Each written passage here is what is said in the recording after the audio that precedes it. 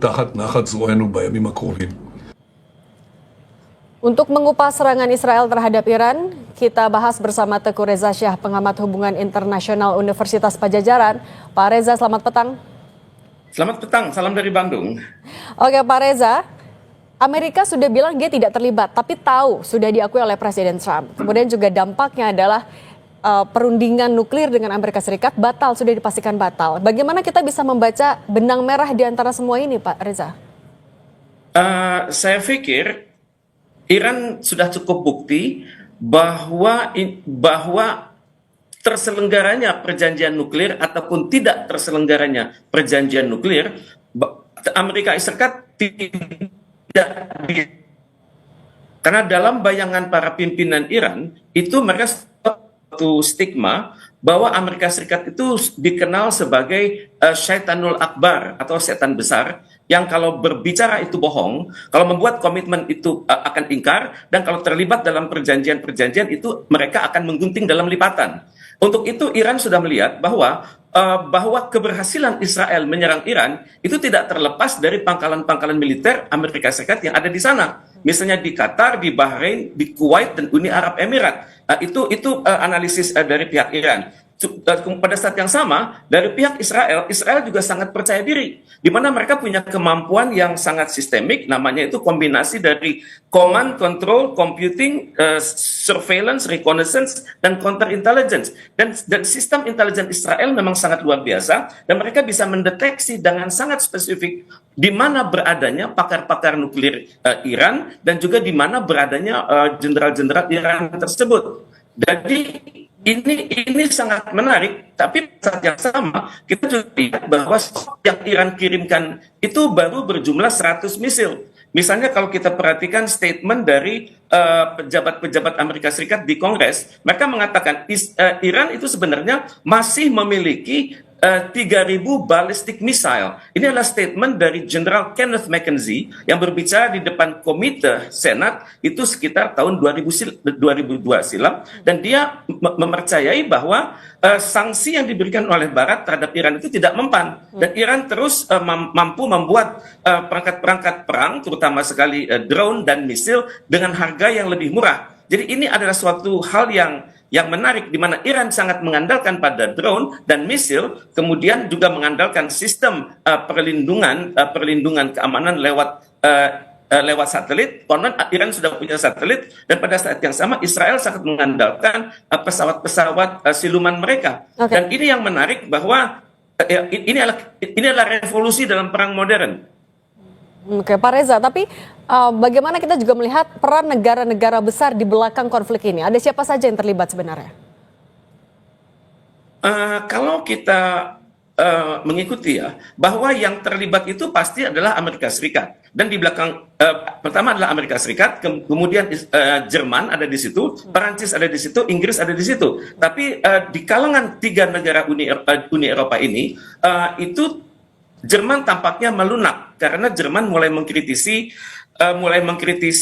perilaku Zionisme yang sangat bertentangan dengan prinsip-prinsip hak asasi manusia. Tapi di Timur Tengah juga terdapat negara-negara yang bermuka dua. Misalnya diam-diam mereka mengizinkan pesawat-pesawat Israel melintasi wilayah mereka, dan mereka juga mengganggu secara sinyal drone-drone Iran dan pesawat-pesawat Iran yang dikirim dari Teheran dan sekitarnya. Negara-negara yang mendua itu saya perhatikan adalah Mesir, Uni Arab Emirat, Saudi Arabia, Qatar, dan juga Turki. Kemudian Syria juga begitu. Jadi intinya adalah saat ini yang terjadi adalah masing-masing pihak mencoba meyakinkan bahwa mitra-mitranya itu akan melakukan sesuatu ataupun tidak melakukan sesuatu dalam hal terjadinya krisis yang berkesinambungan. Misalnya intelijen Arab Saudi berhasil meyakinkan Mesir untuk tidak terlibat karena ada ancaman dari Israel di mana Israel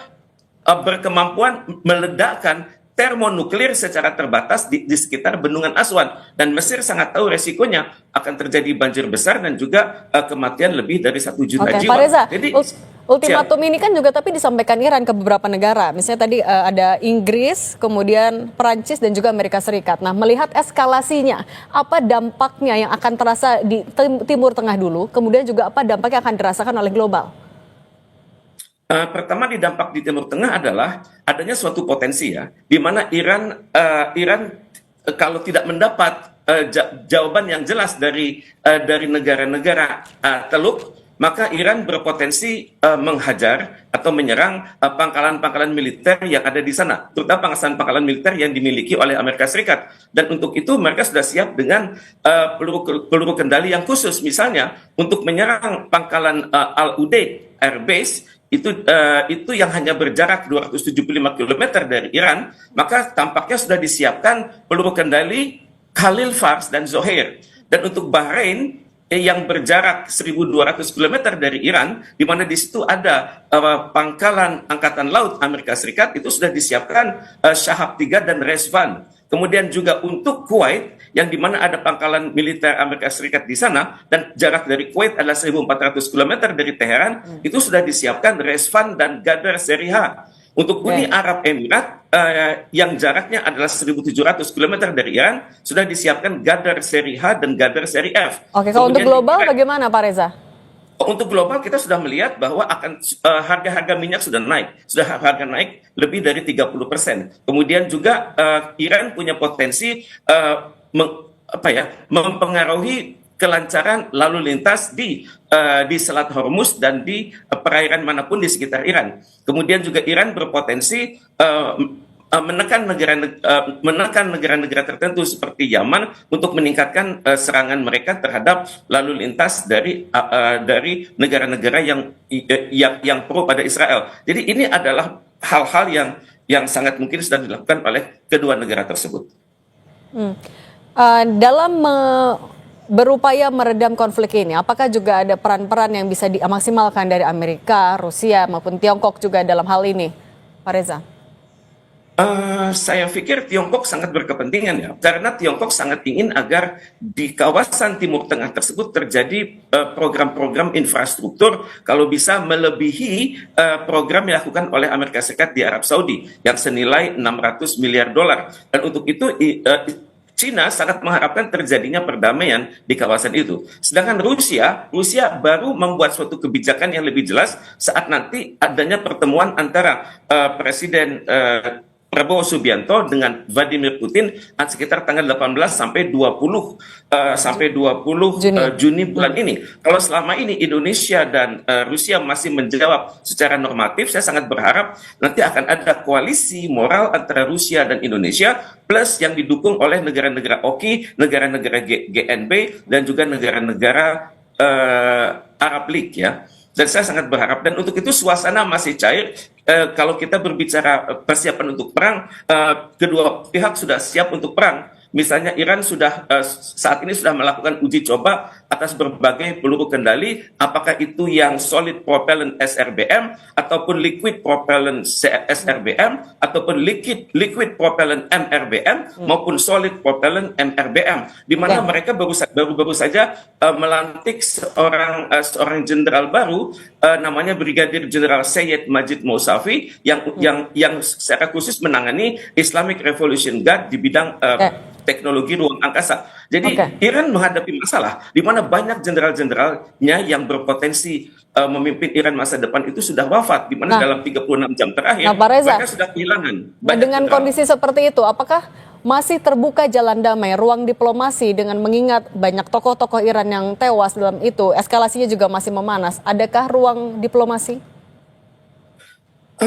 Ruang diplomasi itu senantiasa ada ya. Cuman masalahnya siapa yang akan berbicara, siapa yang akan didengar oleh Presiden Iran Masoud Pezeshkian, dan juga siapa yang akan juga didengar oleh pemimpin revolusi Iran, yakni Ayatollah Sayyid Ali Khamenei. Saya pikir tidak banyak pemimpin-pemimpin dunia yang didengar itu. Tapi saya masih berharap hasil dari KTT istimewa OKI dan Liga Arab 2 tahun silam di Arab Saudi itu secara khusus mengamanahkan Indonesia untuk mengupayakan segala daya dan upaya untuk mencapai perdamaian di Timur Tengah.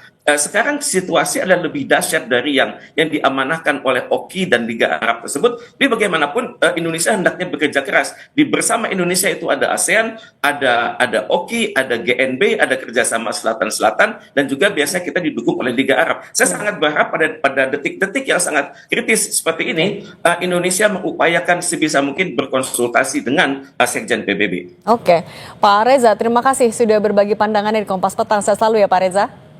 Terima kasih. Dan kami akan